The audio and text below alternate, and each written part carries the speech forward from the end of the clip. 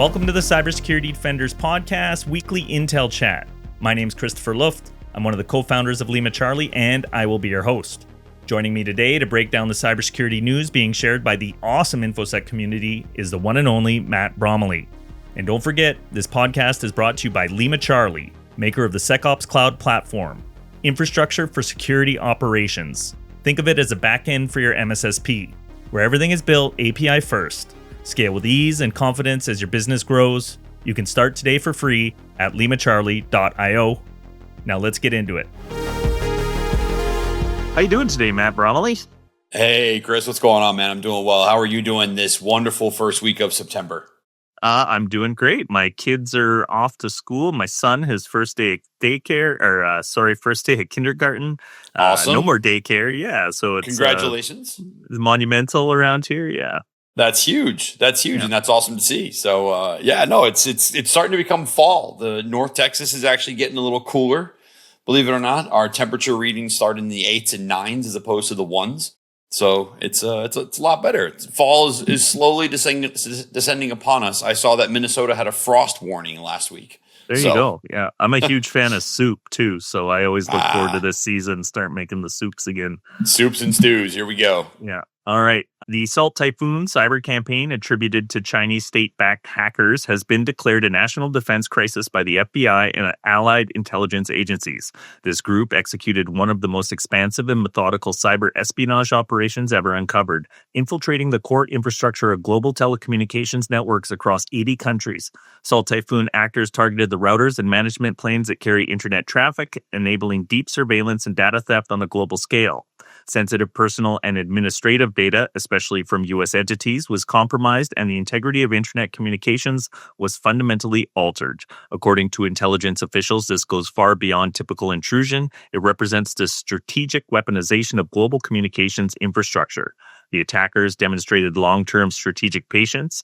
Instead of using zero-day exploits, they relied on known vulnerabilities in Avanti Connect Secure, Palo Alto Pan OS, and Cisco iOS XE.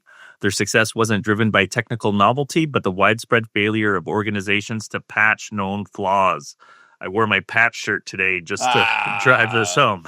Almost like they didn't listen to our advice, those organizations out there, unfortunately. No, I'm not surprised to see this come about. I was kind of scrolling down through the article, Chris, mainly to skip the ads, but also to show some folks kind of some of the remediative effects of how to deal with this particular group.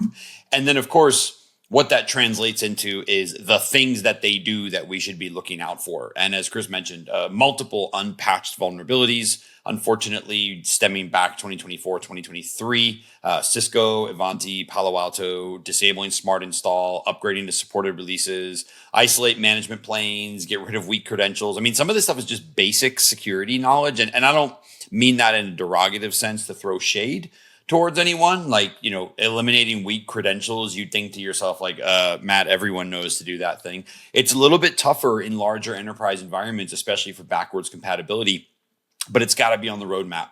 It's got to be something that you're planning to do as an organization, and you're clear and upfront about, what the objective is, why we're doing this particular thing, locking down ports and protocols that you don't need, implementing strong authentication mechanisms. I didn't say multi-factor authentication. I said strong authentication mechanisms, whatever that looks like in today's world. It might be distributing UB keys throughout the organization, enforcing that when folks escalate privileges, they have to do so verified with OTP or things like that. I mean, just a little bit of examples of where a little bit of security goes a long way in defending against a threat actor that looks for these, quite frankly, Chris, like really low barrier wins and stuff. And I think this is one thing that I need folks to get when they learn about these groups, especially ones like Salt Typhoon that are in the news and everything like that. Look, okay, investigators found no evidence of zero-day exploits, right? They got in because of a failure to patch. Persistence mechanisms, they would alter access control lists, a thing that can easily be audited. Lateral movement would be done by stealing credentials. This one's probably a little bit tougher on the technical scale and whatnot of what they were doing. And the point I'm trying to make to everyone here, of this upgrade or of this kind of joint advisory that came out, initial entry and persistence are actually relatively straightforward to address, to deal with, right? The group did not need to use 0-day exploits. They didn't need to. That should be a warning sign to folks out there, which is like, yes, it's an adversary who's got a lot of funding and they have a state nexus backing and all sorts of things. They are advanced in every sense of how we typically refer to advanced threat actors. They didn't need to pull any of those levers to get in. And that's got to be the big takeaway from everyone here, has got to be, look, this is an advanced threat group. How are they getting in? They're getting in because the barrier to entry is so low. It's unpatched vulnerabilities. It's weak credentials. It's management planes that are accessible to everyone. It's open SSH. It's stuff like that where those are easy fixes, and it makes it a lot more difficult for these adversaries to do what they're going to do. And Chris, I'll offer one little final flavor here. I really don't ever want to read an article where like the adversary had to use a bunch of 0 days to get into an organization. Like the adversary had to use this 0-day chain with this thing, and we've never seen that before. And all these things occurred in order for the adversary to get in. And wow, this was just a complete like 0-day dump that it took to get inside of this organization. I don't want to see an organization get compromised, but that's how I want a readout to be from security. I want it to be the adversary had to burn 6 to 8 months of exploit development in order for this to actually work. And now everyone knows how this thing works. So they were able to like light that candle once or twice, and then that's it, right? They're done. That technique is burned. But to literally say, we are at risk of Salt Typhoon compromising our environment. Okay, what are we doing about it? We're going to go get a new security thing. It's like patch. Just start there. If you have a vulnerable product that they've known to go after, just patch, and then you're all set. And not like all set, like you won't get compromised. That's a double-digit percentage hit towards their success rate. Look for those little wins. The campaign's objectives were geopolitical, not financial. Salt Typhoon focused on persistent surveillance and monitoring, targeting telecom carriers, government agencies, military networks, and critical infrastructure. It allowed for silent observation of communications, movement, and operations globally. The U.S. government has begun notifying affected victims, but the scope, spanning 80 or more countries, makes this a global threat to trust in the Internet's core infrastructure. In response, the FBI, NSA, CISA, and the DoD Cyber Crime Center, along with a broad international coalition, released a joint advisory on August 27th. This advisory wasn't just guidance, it was effectively a strategic blueprint for cyber defense. It includes detection techniques, YARA and SNORT rules, and a clear mandate: full remediation or nothing. The advisory also emphasizes mitigation tactics, isolate management planes, enforce strong authentication, eliminate weak or default credentials, and coordinate eviction of attackers in a single operation to prevent tipping them off. The level of international collaboration from Japan and Australia to the UK and Germany underscores the gravity of the threat. Senior intelligence officials made it clear that this isn't just a U.S. issue, it's a systemic challenge to global cyber resilience. The operation was directly linked to Chinese military and intelligence services with support from PLA-aligned technology firms. This wasn't cybercrime, it was state-sponsored infrastructure sabotage. Looking ahead, U.S. federal agencies, starting with the Department of Defense, are tightening security baselines. From October, all new defense-related contracts will require compliance with the Cybersecurity Maturity Model Certification, or CMMC. The logic is straightforward. Without enforced standards, the same tactics used by Salt Typhoon can be replicated against defense contractors and their supply chains. For CISOs, network operators, and leadership, the implications are immediate. Patching the referenced CVEs, isolating critical services, enforcing strong access controls, and actively hunting for anomalies are now baseline responsibilities. The campaign illustrates how cyber operations can silently shift strategic advantage in ways that are difficult to detect until it's too late. Salt Typhoon has shown that the internet itself can be weaponized. Defense now requires speed, coordination, and full operational discipline. So yeah, I think this is just sort of the tip of the spear of things to come as the world becomes a little scarier. We're all going to have to lock things down a little more and work on figuring out how to do things like patching at scale in a timely manner. Absolutely. Well said, Chris. And I can't add anything further to it. I kind of already went on a tirade about this one. Again, I don't want to see an organization get compromised. I don't like reading about state nexus actors getting success rates, but it's 2025. A threat actor is taking advantage of relatively well-known, unpatched, exploited vulnerabilities, folks, you're kind of leaving the door open with a broken lock and then being surprised that someone broke in. So let's make it more difficult. Right? As an industry, let's make it more difficult for adversaries to achieve success, and we'll be in a much better place. Yep. Okay. So up next, a group identifying itself as Scattered LapSus Hunters, a name referencing known hacker collectives Scattered Spider, LapSus, and Shiny Hunters, has posted a threat on Telegram demanding that Google terminate 2 of its employees. The individuals named are Austin Larson and Charles Carmichael, both of whom work within the Google Threat Intelligence Group, or GTIG. The post also calls for the suspension of GTIG's ongoing investigations. If these demands aren't met, the group claims they will leak internal Google databases. Despite the gravity of the threat, no technical evidence has been presented to support the claim and that the group actually possesses access to Google systems. There have been no confirmed breaches affecting Google itself in recent weeks. However, the timing of the statement raises questions given that in August, Google disclosed that Shiny Hunters, a group affiliated with its newly emerged collective, had accessed some information from Salesforce, a third-party vendor that provides services to Google. So this is pretty brazen, like fire these 2 guys and stop investigating us or else? Yeah, I find this, I actually, scrolling back up here, I actually am very surprised to see this come about. Number one, I think it's interesting that the adversaries have taken this really weird stance on it, firing 2 employees, number one, and then kind of threatening this, hey, we've got this data that we can leak and everything like that. Is just, I don't know. It's a really interesting, I think, approach. It's a really interesting tactic of kind of like, get rid of these 2 people and then we won't leak your data. And I don't know, Chris, I just spent some time last week talking to someone about ransomware and extortions and that kind of stuff. And I find this one to be like, I'm not sure what type of extortion this is. It's just a really weird, like, hey, if you don't fire these people, I mean, what's to stop them from them naming another employee and another one, right? But also the flip side of this here is if you're going to threaten a company of leaking data, and if they don't fire people, you will leak that data. I'm not sure how choosing security people are the best ones to go after. It's kind of like challenging a marksman to a gunfight.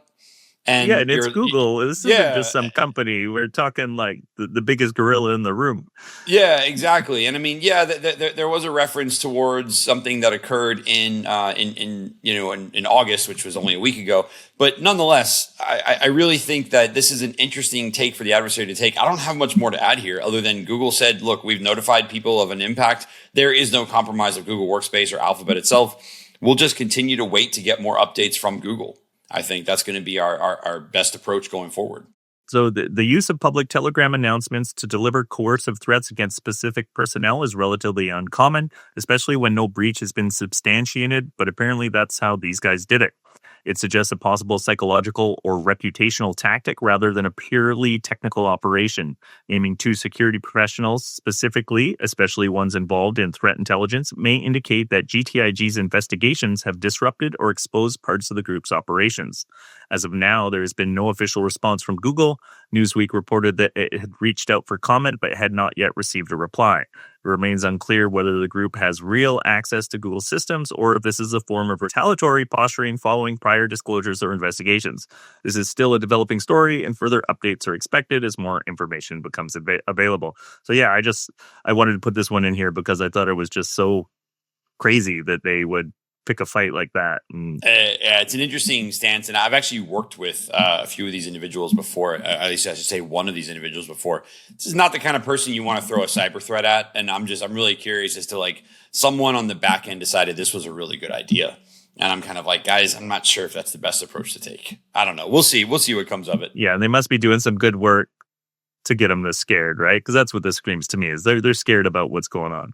Yeah, that's my thing is if you're going to fire or you're going to ask for the firing of someone who's likely been tracking you as a group and said some things about you that are probably true and close to the vest and whatnot, I think you're displaying more of a weakness, right? This is the tail coming between the legs as opposed to an act of, bravado and whatnot. So up next, a newly discovered WhatsApp vulnerability tracked as CVE-2025-55177 has triggered urgent security advisories, particularly for iPhone users.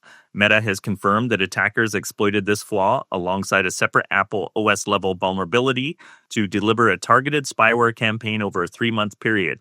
The exploitation technique is described as a zero-click attack, meaning victims didn't need to interact with a malicious message or link for their device to be compromised. Instead, simply receiving the crafted payload via WhatsApp was enough to initiate exploitation. According to both Meta and independent researchers such as Donna O. Searbhale, sorry, I butchered that, I'm sure, from Amnesty International, this attack could allow unauthorized remote access to device contents, including messages and other sensitive data. While the advisory initially focused on iOS and macOS systems, Searbhale suggested that Android users may also be affected, including individuals from civil society groups. This significantly broadens the potential risk surface and raises concerns about possible surveillance motives. Amnesty also shared screenshots of warning notifications sent directly to users by WhatsApp, advising them of potential compromise and suggesting immediate remediation steps. Matt, before you jump in, I just want to remind folks that power cycling your phone at least weekly is a good idea. Yeah, absolutely. So first off, Chris covered a few of these details. This one, I first want to mention that this particular vulnerability is actually being touted and mentioned with Apple's OS level vulnerability, CVE 2025-43300, 43,300. Everything I've read about this puts those two things together. So my assumption there is that it's probably a chained series of vulnerabilities. And what you're seeing there is the adversary is able to deliver a crafted message that then takes advantage of a subsequent OS level vulnerability, which would explain to us why last week everyone had an urgent Apple iOS update come through. Because according to the WhatsApp security advisories, this does impact, WhatsApp for iOS, WhatsApp Business for iOS, WhatsApp for Mac. Could have allowed an unrelated user to trigger processing of content from an arbitrary URL, which then gets coupled with the OS level vulnerability. Chris, you mentioned additional operating systems falling into scope. I don't doubt that at all. I think this is something that we're going to kind of continue to see as we as adversaries take advantage of what is usually a closer proximity or maybe a higher severity vulnerability, but likely needs a way to get there, Chris. And I think that what you're seeing here is actually a chained series of events, at least two of them, where the adversaries have been like, okay, how do I get a thing to run on there? Perfect. Well, I need the user to open a thing or click a thing, or I need at least an app to be open or something like that, so I can push an exploit into memory. WhatsApp triggers off something on Apple iOS, and next thing you know, boom. One other thing I read here in some of the news around this, less than 200 users were targeted. I think WhatsApp mentioned. Obviously, we don't know who those 200 users were. I just want to introduce a little bit of an idea here for folks. When you're typically seeing these types of exploits, a lot of times, and this is not a blanket general stereotype, it's just experience. A lot of times, these types of exploits are going after very specific targeted users. And when I say specific targeted users, I'm not talking like, high net worth individuals. This is usually like political leaders, dissidents, journalists, people of extreme interest to national security, motions, depending on who the threat actor is and stuff like that. So it's scary to learn about these and understand how they work, but it's not like everyone who has a cell phone is now all of a sudden, vulnerable to this. And It's not like anyone who uses WhatsApp is going to fall victim to this thing. Sometimes we do see targeted exploits become weaponized at a more massive layer, but that's not usually done with the same level of efficacy, right? An adversary who can craft a non-user interaction payload that subsequently works, that is going to get patched relatively quickly. And that particular instance of that exploit likely will not live very long. Where the difference comes in is there may still be a little bit of a thing left over that then turns into like a malicious spearfish, or a user has to actually click a link and provide levels of detail or something like that. But I just want to issue that normal statement for folks. When it's patched, we obviously upgrade our applications and stuff like that. But this is not a call to remediative efforts for most of the world. This is actually a select group of individuals, and again, I think less than 200, based on what they said, was targeted here. Now, for those 200, this is full remote code exploitation. Like, cycle that phone, go get a new one, and start. I was going to say, burn the phone. Exactly. Yeah. For those 200, this is about as serious as it gets. But for everyone else who's out there, upgrade the app. And, statistically, of what, tens of millions, hundreds of millions of people who use WhatsApp, statistically, this is a blip on the radar.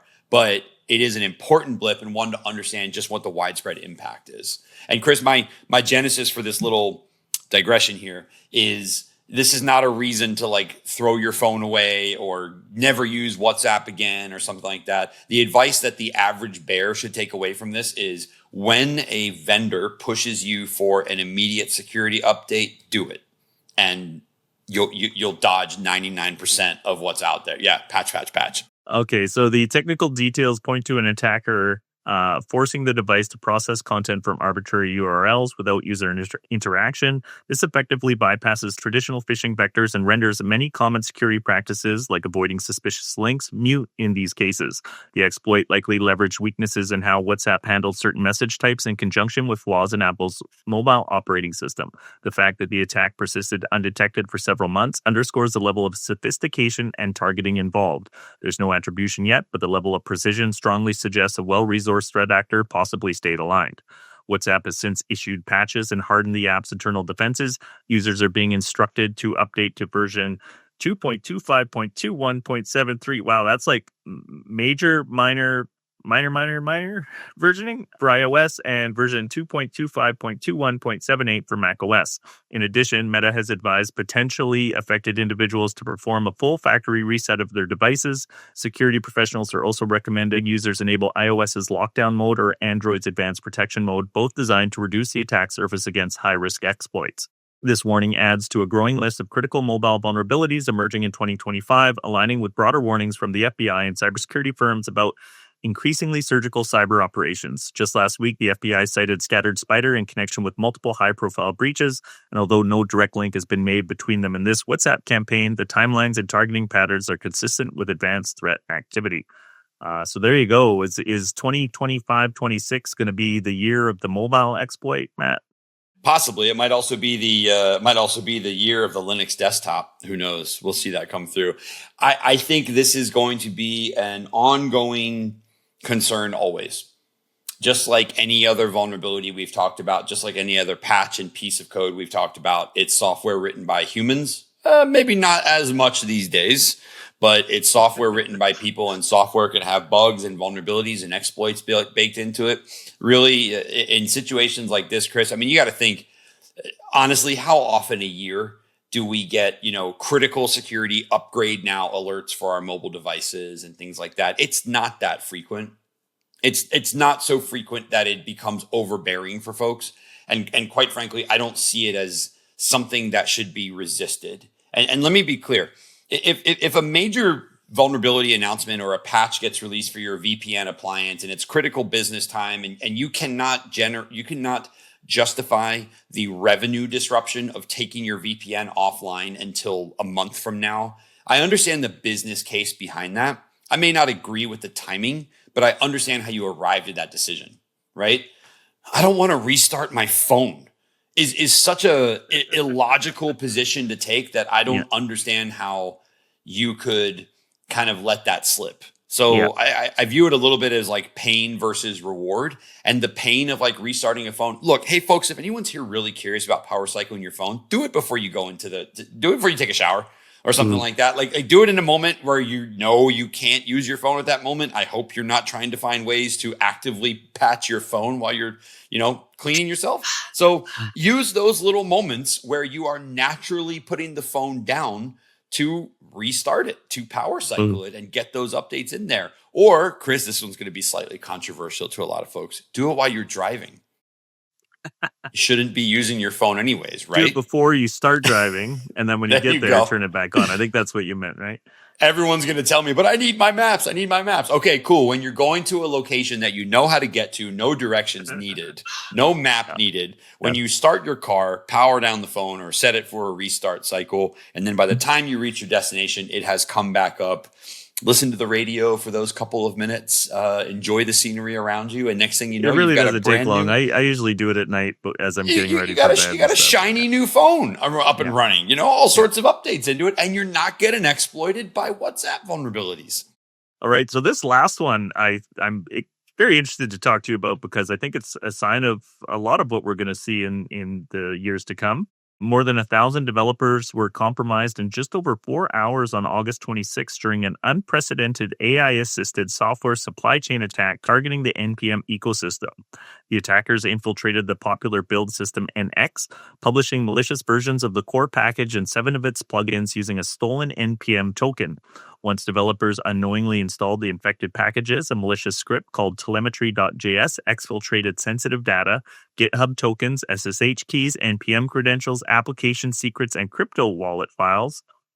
Unlike traditional malware that exfiltrates data to attacker-controlled servers, this one took a different approach. It publicly uploaded the stolen files to new GitHub repositories, one per victim, named in a singularity repository-n format. The infection mechanism was particularly novel. Telemetry.js made use of AI-powered command line tools such as Claude Code, Gemini, and Amazon Q to dynamically search compromised systems for high-value secrets. Rather than relying on hard-coded paths or static heuristics, the malware described its objectives in natural language to the AI CLIs, enabling more adaptive and broader reconnaissance. This method allowed attackers to find and target OS-specific data, so Mac OS, Linux, browser paths, SSH directories, and environmental configs, without writing custom code for each OS. Olivia Brown from Socket noted that the approach allows quick tactical shifts and campaign scalability, but is not foolproof. Success depends on the presence and configuration of these AI tools on victim systems. So, wild. This is really where things are going, and probably one of the more sophisticated AI attacks I've seen, even though under the hood it's not that sophisticated, which is sort of what makes AI great to work with, right? That's what I'm in the same boat, Chris. I find it funny. This is actually a typical CI/CD DevOps workflow. And sorry, I'm being a little bit sarcastic on the surface here. It's a typical workflow. Integrate code, upload things to GitHub, create new files where you need them, and then they're on their way, right? I think what the adversaries took advantage of here is what's been kind of like an over-granting of permissions or an over-trusting of AI CLI capabilities. Don't get me wrong. I love Claude Code. I love to work with it. It makes making things and building things super easy and straightforward. And it's an amazing tool to work with. But it's a tool. There is a reason there are human in the loop moments where it asks you, can I do this? Can I do that? Can I do that? And if you have an adversary who creates a malicious NPM or I should say a malicious library or a malicious package, and then finds ways to kind of advertise that to be more preferable, then me running through my typical workflows and playbooks may end up actually importing that particular library. And then if I have too many permissions in place, it then turns into running it. But Chris, we've reached this scalability problem once again, which is if I ask my AI CLI tool to go and build a thing for me, and then I inadvertently say, okay, I don't have time to read every single change and suggestion that you're making. So I'm going to give you blanket permissions on doing this, this, and that, and I will just look at the output. I was actually listening to something earlier today about a developer, and I don't remember what company he was from. And if that individual ever hears this, I loved your presentation. But he talked about how over the past, I think, 3 months or 6 weeks or something like that, he had only reviewed markdown files. He had not done any actual code review. And what he was doing was asking the AI to generate a plan, offering feedback on the plan, and then letting the AI kind of do its thing. And then that code was making it into production. I love the idea of this and I love the concept. But if you don't zoom in and zero on, hey, I'm going to be bringing in this library and doing this or doing that, you once again find yourself in a brand new type of supply chain attack This is package repository poisoning, Chris. And we've talked about this many, many times. What I was going to say, there's even AI modeling poisoning in that too, where if you're not looking at the code, the AI might think that it's writing code that does one thing, but it's got some backdoor stuff cooked into it. And that's where I think I don't want to say beauty or genius, but the really advanced part of this attack comes in, is where they are then subsequently utilizing the CLI tools, which imported it, to dynamically scan for high value secrets on the system. And that's the other exposure of permissions, which is what the AI has access to and what it's able to see. And I've run into some folks, and I talked with some folks last week who have been using Claude Code, and they kind of just, put it at the root of all their Git repositories. And this is where folks need to learn to understand. You need to develop project-specific implementations. Per project implementations, adjust your files accordingly, adjust your plans accordingly. Like really, really go in and implement AI CLI tools at the right level, and you have to guardrail them yourself. You cannot give it blanket Git access. You've got to give it project-specific access. And if there's context that you need to bring in, so I've seen this happen before where someone might be working on a project and that project brings in ideas from a couple of different higher level Git repositories. So like, oh, okay, I'll just put it in a master folder and give them access to both of these things and whatnot. Whatever you need the context from, ask the project specific AI to give you that plan or give you that output. And then that way you've got a contextual thing you can import and work off of that, so you're not sharing code across. Because don't get me wrong, this is going to continue to happen, Chris. But if you do project-specific based implementations, the worst thing you'll do is expose stuff from that project, right? An AI that is instructed to and configured to find all SSH keys or cryptocurrency wallets on a system and is then able to do so has too many permissions. That's what needs to be trimmed down here. Yeah. So even with the AI-assisted tactics, the actual exfiltration success rate was limited. Only around 25% of infected users had files successfully leaked, probably because the other ones had good permissions. Yeah, this was due to factors like LLM tools rejecting malicious prompts, AI CLI is not being properly configured, or not installed at all. Rami McCarthy from Wiz noted that while the exfiltration rate was relatively low, the campaign still exposed thousands of secrets across over 1,000 victimized GitHub accounts, including active tokens and cloud credentials. In total, approximately 20,000 files were publicly published before GitHub took down the Singularity repositories at 9 a.m. UTC on August 27th. NPM had already removed the malicious packages at 2:44 a.m., but the damage was already done. The attackers also made post-exfiltration move that baffled researchers. They booby-trapped shell startup files on victim systems to cause terminal crashes upon launch. This crude technique doesn't serve ongoing access, but rather slows incident response by disrupting log access and hindering forensic analysis. While not sophisticated, it added confusion during recovery efforts and further delayed victim response. Notably, many GitHub tokens remain active even after disclosure. McCarthy estimates that 90% of leaked tokens are still live. Wow. Increasing the likelihood of follow-on breaches.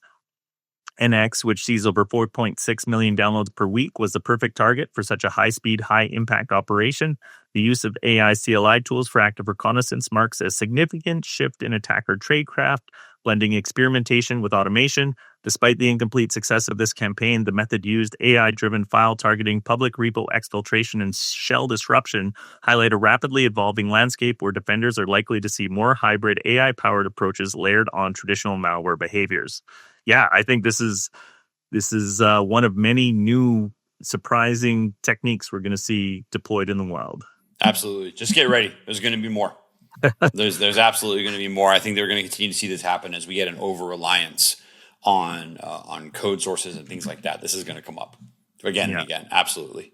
And in the future, it will be the not the drone wars, the AI CLI wars. Yeah, it's going to happen. Just get ready. All right, Matt. We made it through. Beginning of September. Let's see what the rest of the year has. Looking forward to it, man. We'll see. We should think about a summary at some point too. Maybe November, December timeframe. Summarize all these great things we've covered over the past, part of the year. Yeah, I love that, and I usually do the episode with everybody's predictions. So maybe we can jump in and add some commentary to that. I like it. Let's do it. All right, take care, awesome. Sir. Thanks, Chris. See ya. And that brings us to the end of another Intel chat. You can support this show by sharing your favorite episodes with a friend or subscribing and giving us a rating or leaving a comment on your chosen podcast platform. If you want to be part of the conversation and access the intel we talk about in real time, you can join our community forum at community.limacharlie.io. Thanks for listening in, and we'll see you on the next one. The Cybersecurity Defenders podcast is hosted and produced by Christopher Luft. The show is co-produced and edited by Sam Blake with graphics by Amr Al-Khatib. Sponsored by LimaCharlie, scalable infrastructure for your security services. Visit limacharlie.io to get started for free.